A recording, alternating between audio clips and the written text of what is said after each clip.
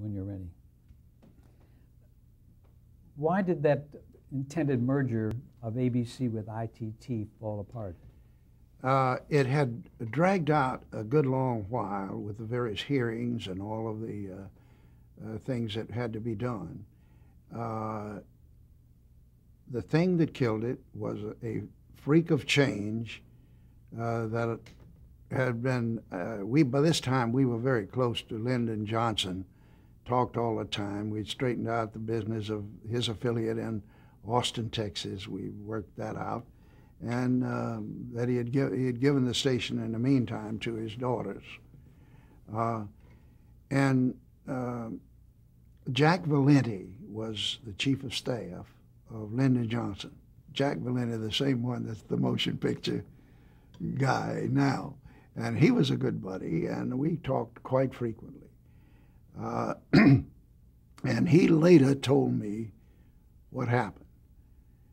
Lyndon Johnson wanted to be the man who appointed the first black to the Supreme Court. He had the man in mind, but Thurgood Marshall, but he didn't have any vacancies, and nobody died, and nobody quit. And he was afraid that he was going to get out of office without being the president who appointed the first black. So he schemed up the deal and talked it over with Jack, and this will be verified by Jack, I believe. Lyndon Johnson decided to appoint Ransom Clark to be Attorney General. This would force his father, Tom Clark, to resign from the Supreme Court.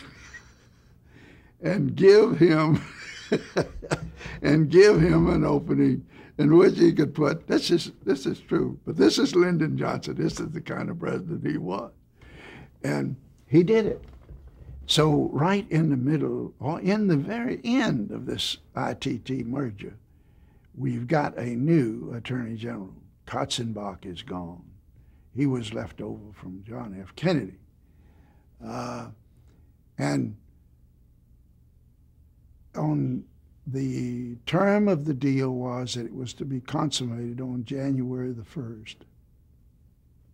Leonard was so relaxed that he was down in the Bahamas playing tennis when he got the phone call that Ransom Clark had opposed it and had a letter in the mail saying that the Justice Department was going to oppose the merger of ITT.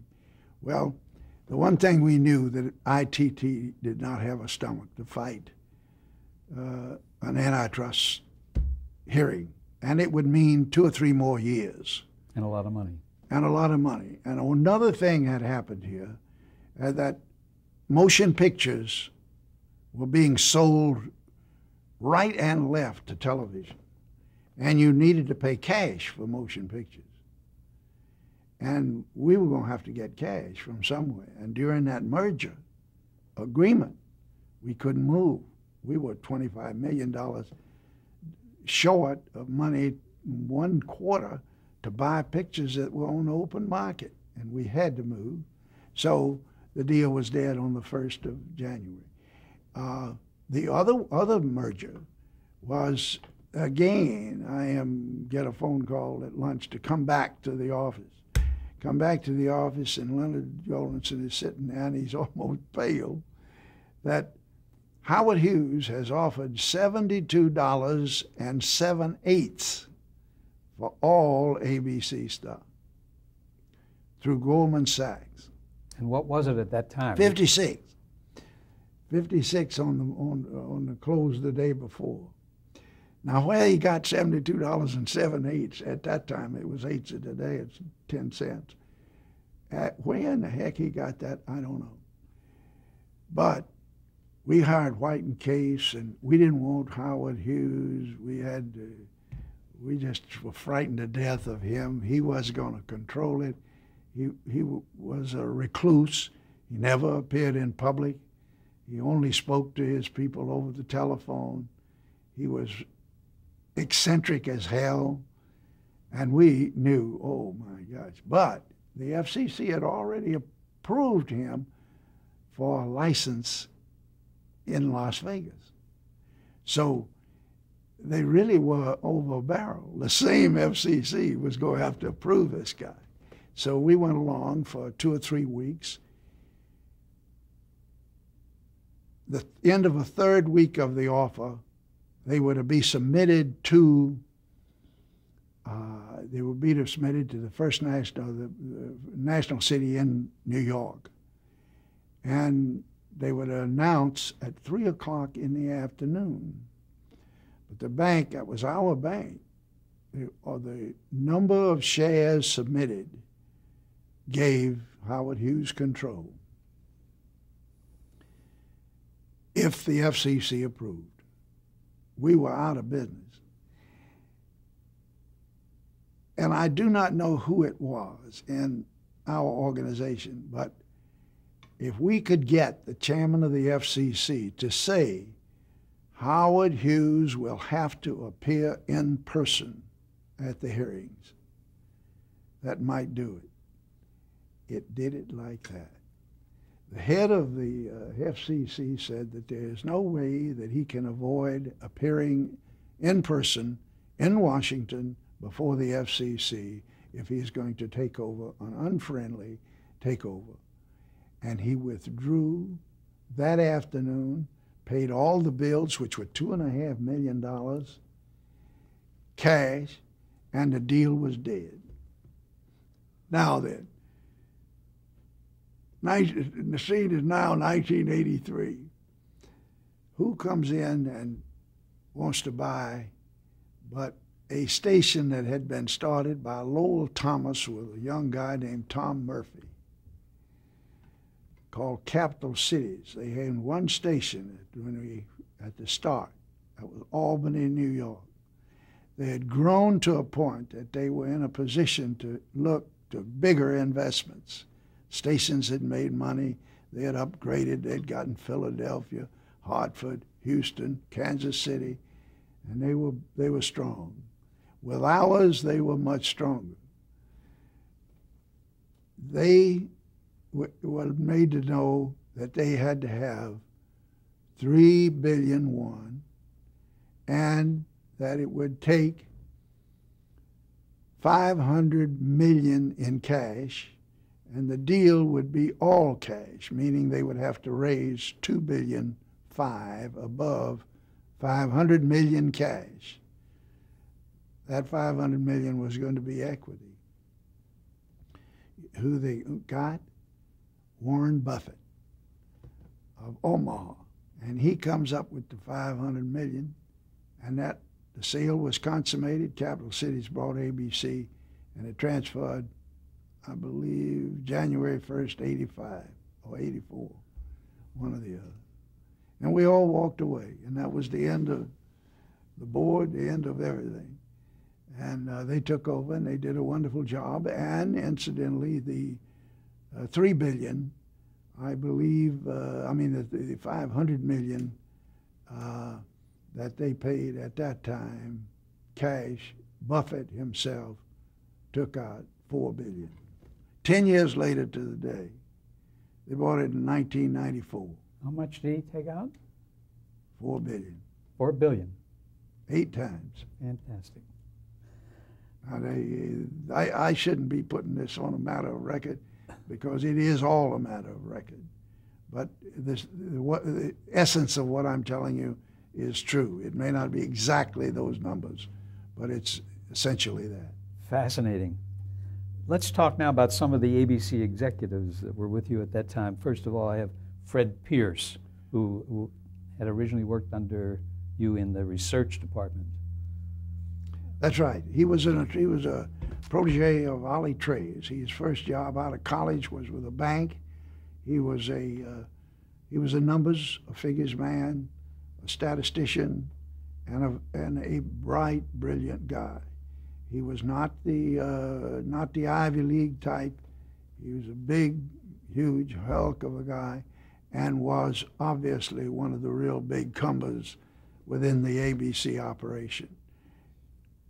Howard K. Smith. Howard K. Smith went to Tulane University. He was he was in the news department. He was a very straight shooter. He was a Southerner. He had a commentating program on all the time, I think once a week, and was very prominent in our news department. Was a brilliant, brilliant thinker and a superb writer. Just after Richard Nixon lost,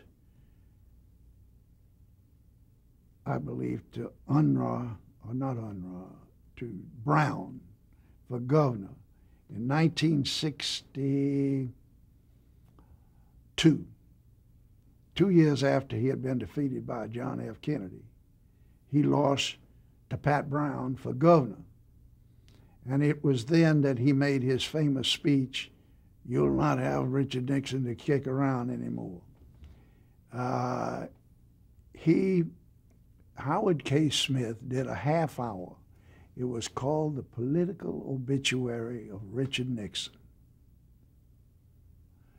Well, boy, that just about brought the business side of every conservative in the nation pulled every bit of advertising office they could put. The first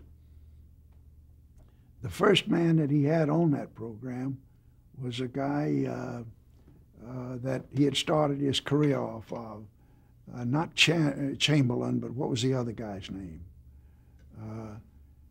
He had him on there. A news person? And no. His man was accused of being a spy. Oh. And it never been proved, but Howard had him as the lead-off guy. That was the start of Richard Nixon's really career. He is Howard K. Smith is a brilliant guy, very smart. I haven't seen him in many, many years. I don't know what his later career did. I think he probably died, didn't he? I think so. Yeah. But what I think the person we were both trying to think of was Alger Hiss. That's it. Alger Hiss was the beginning of Richard Nixon's career. So in this political obituary, which Howard K. Smith hated Richard Nixon. Now, 8 years later, the man's president of the United States. We lost Kemper, Jim Kemper. Kemper Insurance was the sponsor of our news program. He refused to deliver the commercials. We ended up in a lawsuit that lasted ages on that. Walter Annenberg threatened to disaffiliate with us in Houston and Philadelphia. He didn't do it eventually, but he really wrapped us on that deal. Howard K. Smith put us in a hell of a hole. And I don't know whether it was right or wrong, but it certainly history didn't prove that the title to the thing was right. One of the other men that worked with you was Elmer Lower, who I guess was Elmer Lauer. He was Elmer brought Lauer. in by another guy, a friend of mine, Ted Shaker, who was the president of the stations. He was in I news. brought him over from CBS, and Ted brought Elmer over. I don't know whether Elmer's still living or not. Elmer and I did not get along too well. Is he in news? Yep. And we had a tug of war over the money. He didn't like my doing things like Africa. He didn't like my doing things that he thought were he should have the money for. We had a bit of tug of war, and I just wasn't too clean about Elmer. Elton Rule was a fair-haired boy there, wasn't he? Leonard. He was a station manager here in Los Angeles of ABC, and had done a good job. And he was the man that they selected to replace me. I did not have too much. I had to go back 2 or 3 times to straighten out some problems that arose out of a commitment to. I had made a commitment to William Morris for 2 soap operas. And I had also produced a film called, I was hot for a film called the Monterey Festival. And they looked at the Monterey Festival, and I had left there, and they refused to run it. They thought it was ludicrous, you know. It was all this rock and roll at its very highest, and Janis Joplin, and anyway, the people that owned it got them to release it for $100,000. It grossed $14 million in the first year in the theaters. You remember Monterey Pops? That was it. And the other thing was, there was a woman named Nixon, who William Morris thought was a terrific soap opera woman. Marnie Nixon. Uh-huh. Out of Chicago. She had been with the woman out there that was the queen of all soap opera writing. At any rate, Agnes Nixon. Nixon. That's it. Yeah. Agnes, I had committed to him verbally for 2 soap operas, and they didn't want to live up to it. So I was on William Morris's side after the thing got going, and they finally said, okay, we'll put them on the air at a reduced amount. They're both still on the air. There was All My Children, and what was the other one? I can't recall, Tom. But it's on the air. They were some of the most successful soaps they ever did. But that was after my time. I didn't enjoy the goodness of that. The other program, I understand, was General Hospital. That one was the one that I mentioned earlier with Selig Seligman. Mm-hmm. He had this man and woman, I wish I could think of their names too. Who were they? Who wrote the original General Hospital? Bill Bell and his wife? I don't think. He was into soap operas at that time. I don't think so. No. But they were a man and woman that did that. But that was the first one of the hospital shows, and it succeeded right almost from the beginning. Soap operas are very, very difficult to get an audience. You have to be patient and wait years. Women who are into a soap opera are very, very difficult to move to another one at the same time. And also we found out that most women that look at soap operas look at 2 of them, and they may not be necessarily on the same network or in the adjacent time periods. And we were patient enough to get General Hospital going. It was the first soap that ABC had that was a success. It had the ball player in it. I remember he was always, what was his name, the baseball player. The only soap opera star that had a World Series ring. But anyway. I want to jump to like 1968 when you were promoted to Group Vice President at ABC. What were your new responsibilities there? Well, I had all the international, I had everything but news in the broadcast field and the operation of the stations, those 2 things. And that was when I had a lot of things that we had acquired, and the group was to include the network and was to include all of the broadcasting. Ellen Rule was originally supposed to report to me. That was only 1 year that I was a group vice president. Why did you leave? I didn't leave. I left because I was pushed. And there is a continuing. We had had a couple of bad years, but I always think that the things that were coming up, such as the soap operas and such thing as Mork and Mindy and a few things like that, that were coming up would have bailed if it had been a little better. But there can't be any patience for baseball managers, football coaches, and network presidents. They are expendable. They can do better sweeping in the first time around. It is possible that there's certain callousness that sets in. I don't think so. But this is a very, very young man's business that we're in. And the only thing left for you to do is to be a character or a character actor or a producer, and even that's gone now. On what terms did you leave with Goldenson and Mr. Siegel? I left on good terms with him. It was a friendly parting. We didn't have any screaming and going on. I had done very, very well with my stock options. My timing was very good. And I ultimately, when it was sold to Capital Cities, did very, very well.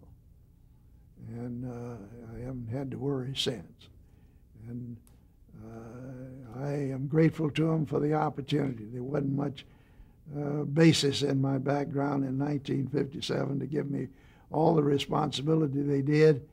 I'm glad they did. I came out fine, and I went into business for myself and had a very successful few years of making pictures, making programming of various kinds, mostly movies, and had a thing called Tomorrow Entertainment, and did very well. Ended up getting about 5 Emmys, a couple of Peabody Awards, and very successful financially. And you got credit on the air as a producer, I think, in some of those. Well, that was things. my first time to get credit on the air as a producer. Was with the series that was called Body Human with CBS. And I think we ended up winning 3 or 4 with that. And then we won one with Lifeline. But the company that I had, we won 32. We had such programs as Autobiography of Miss Jane Pittman had won 6. I Heard the Owl Call My Name, Judge Horton and the Scottsboro Boys, and we did all right in that field. That was an era when there were, a show was made by Columbia Pictures. It's called Brian's Song. That was a 2-hour movie made for television. We were making these things for about $1 million a piece of 2-hour programming. Compared to other programming at that time, that was pretty good, because they could get 2 plays out of it. And we won 30, 40 Emmys and every other kind of award during that time. I sold the company to John Bakke, and he was just not, he had been supposedly the successor to William Paley, but William Paley got mad at him and fired him like he did everybody. I just wanted to dwell for a moment on the Autobiography of Miss Jane Pittman, because that was so successful. Yes. How did you get hold of that? How did that happen? I had a fellow named Gimbel. Did you know him? Roger Gimbel? Roger Gimbel, who was my West Coast guy. And there was this book that was called Autobiography of Miss Jane Pittman. I believe the author's name was Gaines. And we bought an option on it. And we gave it to, assigned it to ABC, was assigned to it, gave us the money to do the script. The script was done by Tracy Keenan Wynn, whom I had never heard of then, except he was a grandson of Ed Wynn, and his father was Keenan Wynn. And Tracy wrote a script that I thought was just the best doggone thing that I'd ever seen. And I got to work and was casting the thing when ABC, Barry Diller, told me we aren't going to make it. It's fraught with too many dangers and we're not going to make it. Because it had race relations involved. Yeah. And I took it to Bobby Wood at CBS. And Bobby and I started out together at 1313 North Vine, so he and I were pretty good buddies. And he says, God damn, he says, I read it and I've just got to send it to the lawyers, and I got to send it to there and here. And he called me back and said, let's go. So in the meantime, he hired Freddie Silverman as the head of programming, and Freddie was as enthusiastic about it as I was. And they cast Cicely Tyson. CBS did. And she was magnificent in it. We made that picture for $1,200,000, and I tried to talk Bob into letting me go to 2 hours and a half. Freddie wanted to, but Bob didn't want to. It would mess up his schedule. But it won great acclaim. It is now still a classic in that it is shown in schools and colleges and everywhere else over the whole race issue. Well, that set off a line of those things that we did. We did 2 Maya Angelou pictures. We did, I heard, I know why the caged bird sings. That was Maya Angelou. And we were trying to get out of making black pictures. It had been so successful. But I mean, get out of that genre. Don't be labeled that that's all we can do. Before Tomorrow Entertainment, though, you spent some time at Ticketron Corporation. Yes. You co-founded it. Well, I was working for Nixon, traveling with Spiro Agnew, and got a call from this guy that I knew, Edgar Bronfman. And he said, I've got a thing here, I want to put some money in, but I don't trust the people that have got it. Will you come look at it? So I looked at the thing, and I told him that the projections were pretty far wrong. And he asked if I would spend a year at it and sell it, get the money to get them in business. And I spent about a year and a half trying to get just the right job before I went into Tomorrow Entertainment. I went into Tomorrow Entertainment with the backing of General Electric. They put up all the money at the beginning. They later got out, and I bought it for $1. And then kept going. But the Ticketron thing was a conception whose time had not come. It was computerized tickets.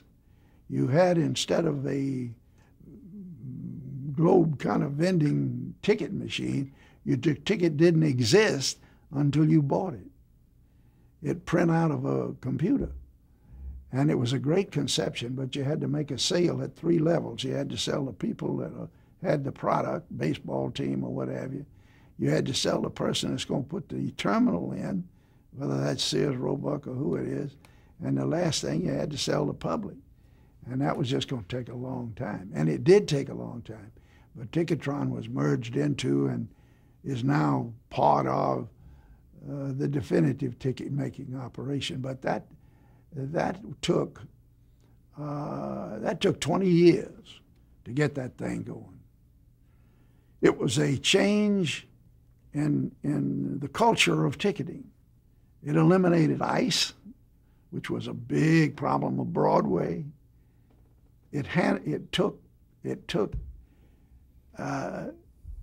Everybody recognized that it was right at the very beginning, but nobody wanted to be the first in it. There was too much danger when you're dealing with other people's focal point of the change of money. And we were going to be the center of that. It was hard. But Edgar Bronfman ended up making $17 million out of it, and I came out all right. We'll stop there for a moment.